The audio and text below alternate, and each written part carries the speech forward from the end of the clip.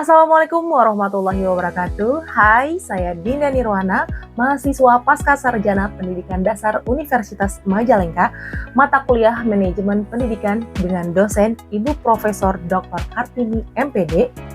Saya merupakan anggota dari kelompok 7 yang terdiri dari Ibu Eka Kurnia, Ibu Sukmawati, Ibu Nanis Regina, dan Ibu Ila Susilawati.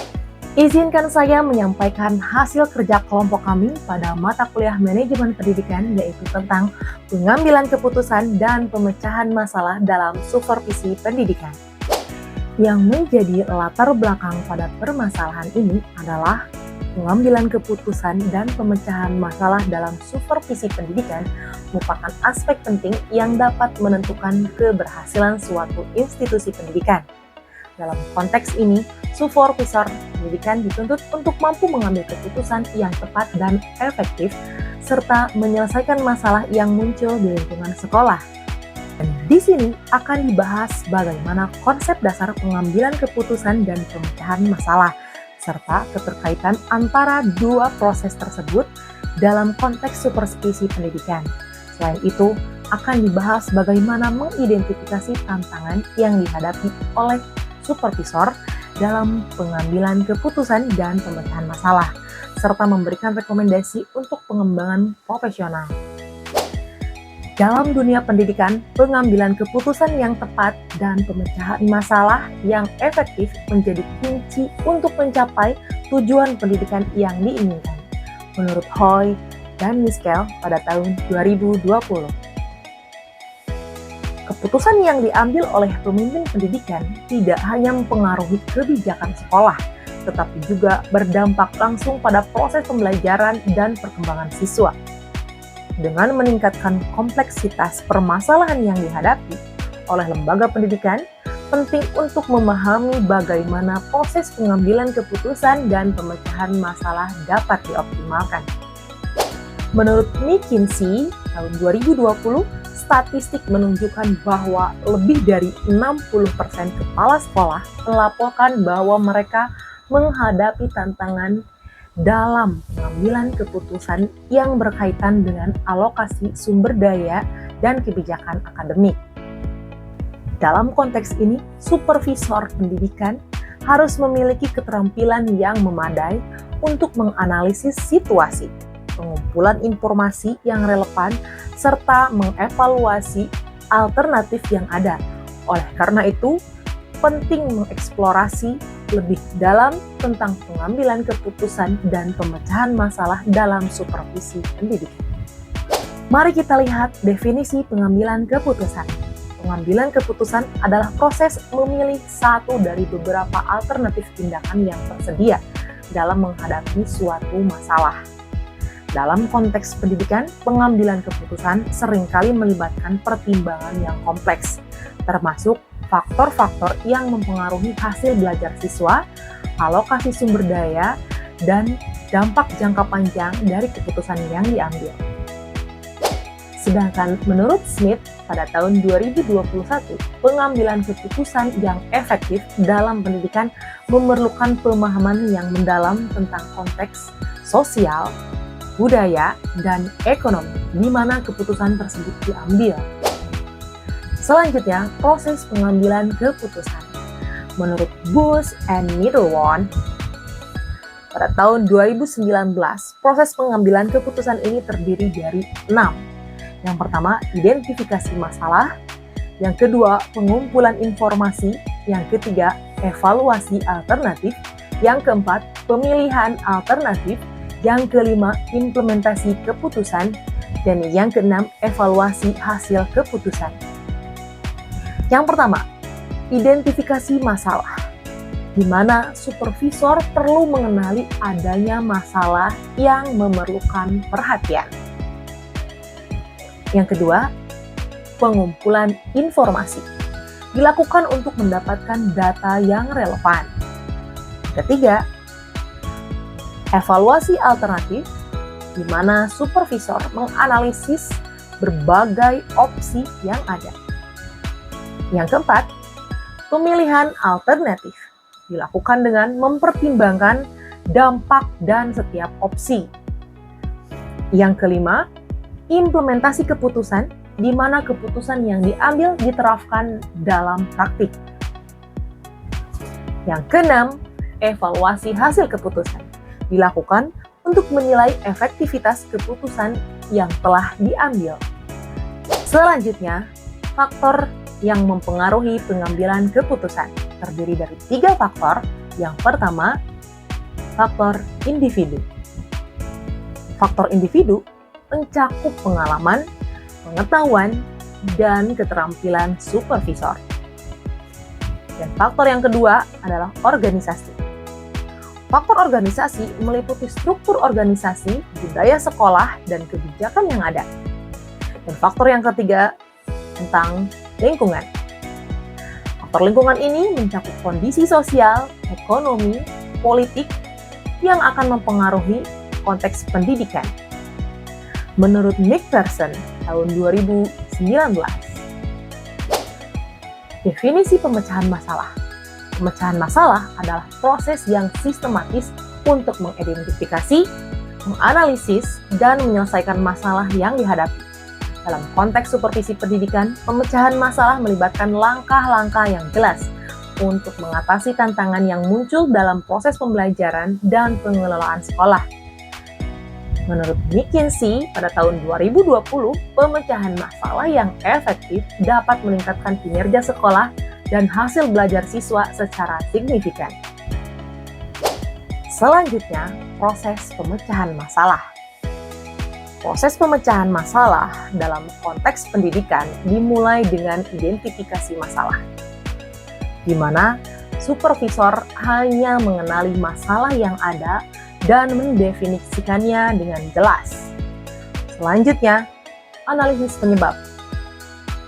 Masalah dilakukan untuk menemukan akar masalah.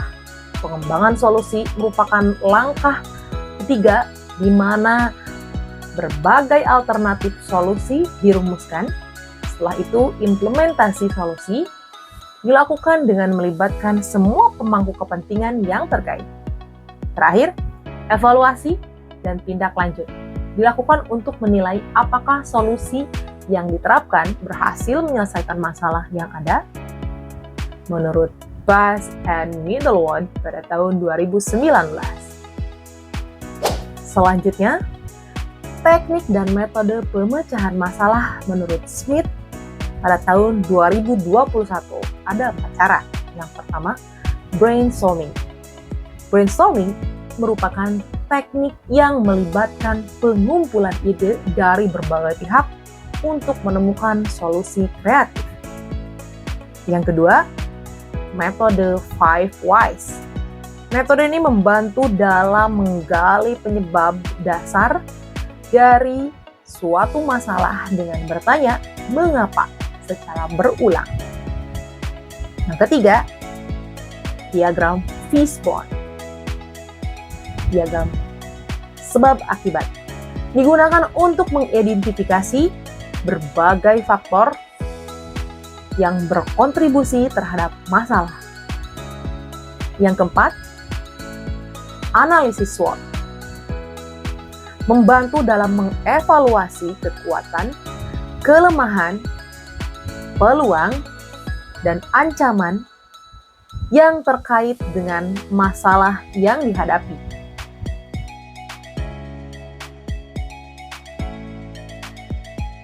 Selanjutnya, hubungan pengambilan keputusan dengan pemecahan masalah. Yang pertama, pengambilan keputusan seringkali dilakukan dengan respon terhadap masalah yang dihadapi. Yang kedua, pengambilan keputusan berperan penting dalam pemecahan masalah, karena keputusan yang diambil akan mempengaruhi hasil dari proses pemecahan masalah itu sendiri. Yang ketiga, salah satu contoh kasus yang relevan adalah ketika sebuah sekolah menghadapi penurunan prestasi akademik siswa. Tantangan dalam pengambilan keputusan dan pemecahan masalah.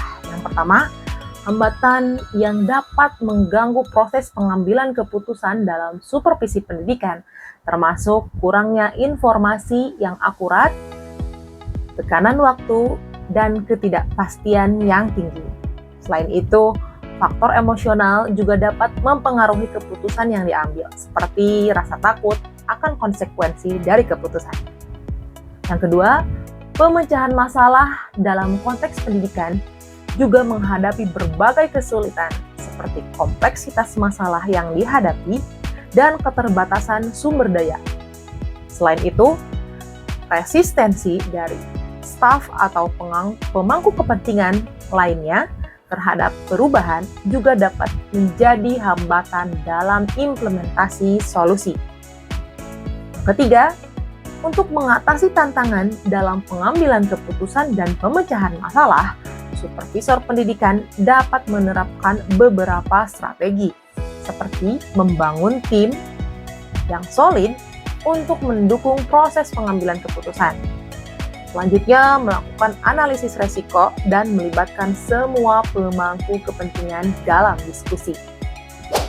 Peran supervisor pendidikan dalam pengambilan keputusan dan pemecahan masalah.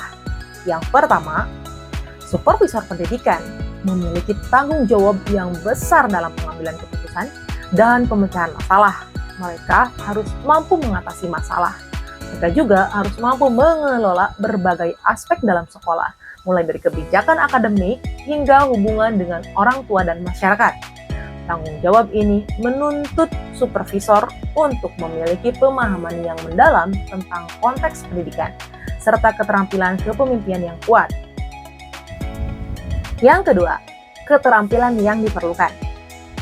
Keterampilan yang diperlukan oleh supervisor dalam pengambilan keputusan dan pemecahan masalah meliputi analisis kritis, keterampilan komunikasi, dan kemampuan untuk bekerja tim.